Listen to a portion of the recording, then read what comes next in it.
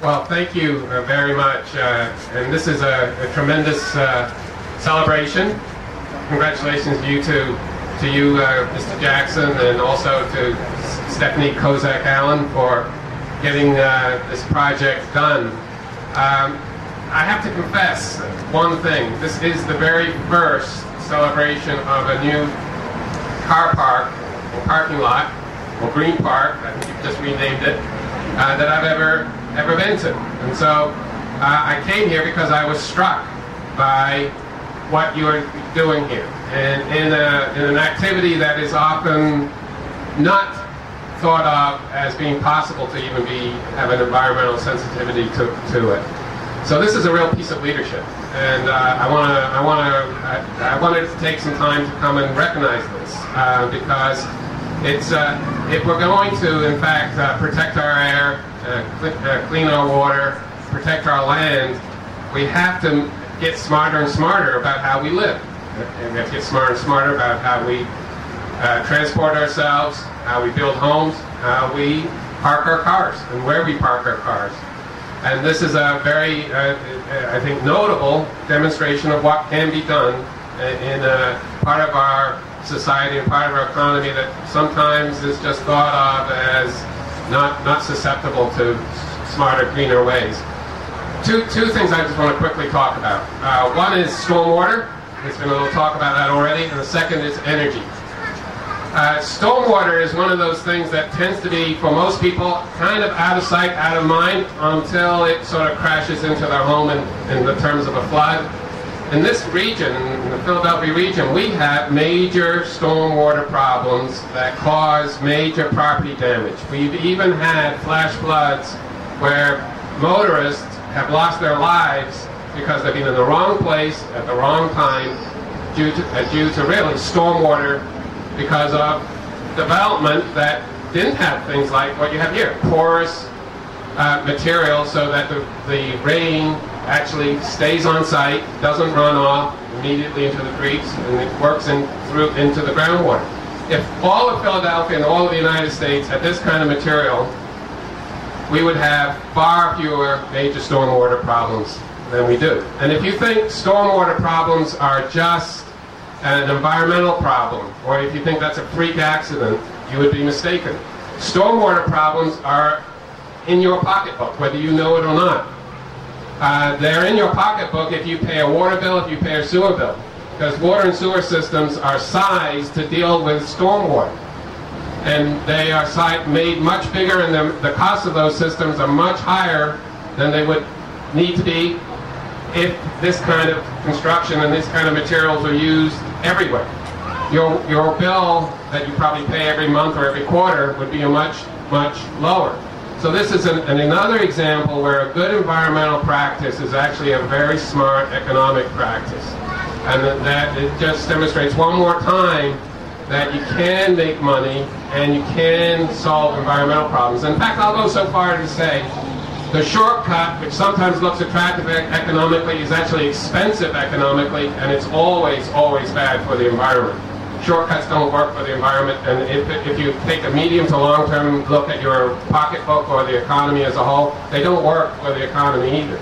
So being smart environmentally is, in fact, being smart about your economy, your workplace, your home, your pocketbook. So stormwater is a big deal. It's a very big deal. One last point on stormwater before I go to energy. And there's a really nasty, yucky component to stormwater, because when we get these big downpours, we right now don't have enough facilities like this, enough pavement like this, and then enough stormwater controls. And there are a lot of sewer systems around the Commonwealth, including in the Philadelphia suburbs. When we get those downpours, they overwhelm sewer systems. And you know what happens when a sewer system gets overwhelmed? Raw sewage goes right into your rivers and streams. That is not something that just happens in the third world where they don't have sewer systems. That happens right here in our communities on days when our sewer systems don't have the capacity to deal with stormwater. So that's yet another reason to take stormwater seriously and to take what you've done Stephanie and Robert very seriously, and to celebrate it and to promote this. This needs to be promoted. Energy. I'm thrilled that you're focused on energy. You can attack energy issues in a number of different ways. You can attack them by using local materials. That's less transportation. That typically is less energy intensive. And it sounds like you've done that. You can attack energy problems by using recycled material. That is also less energy intensive and it requires less supply of energy. And you can attack it by how much you use directly at a site. So things like smart lighting systems, smart energy consumption, meaning lower, more efficient energy consumption, more energy bang for the dollar you do spend. Back to that idea that being smart about energy or the environment is also being smart about your pocketbook. What you're doing here is an example, again, of how important that is. And then, of course, producing energy. And while you haven't yet done it, I'm thrilled that you're thinking about solar or wind. I'll tell you a little free advice. My view is at this site, you're into solar, okay? I don't think this is a place for probably wind. But solar panel prices are coming crashing down in price. They're really, really falling in price. We've seen a reduction in solar panel prices of about 40% in the last 2 years. We've got a lot of families and a lot of small businesses putting up solar right now. The federal government actually has a 30% tax credit available for solar panel installations. And I'll tell you this also about solar. You can do a little bit today and more the next day. You don't have to immediately put up a lot of solar. You can do it incrementally. You can do it piece by piece almost. Some economies of scale if you do bigger pieces at a time, but you know, if your pocketbook has a limit, how about doing a little bit today and then committing to maybe 2 years from now when those prices come down even more to do more then. So the energy, I think we understand, is right at the heart of a lot of our problems.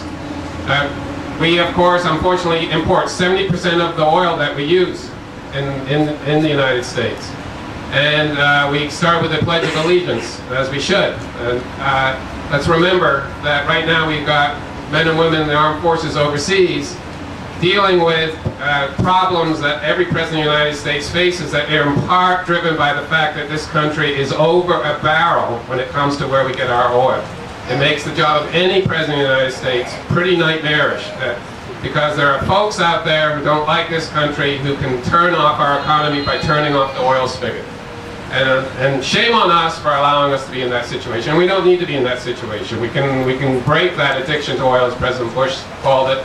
And we know we can, but like a lot of addicts, we always want to seem to put that day off, right? We don't want to actually sober up. Shame on us. You know, we've got to sober up, and this is part of sobering up. So there's a national security piece to the energy thing you're doing here. There's a jobs piece to the energy thing you're doing here. All that money going overseas doesn't stay in our economies.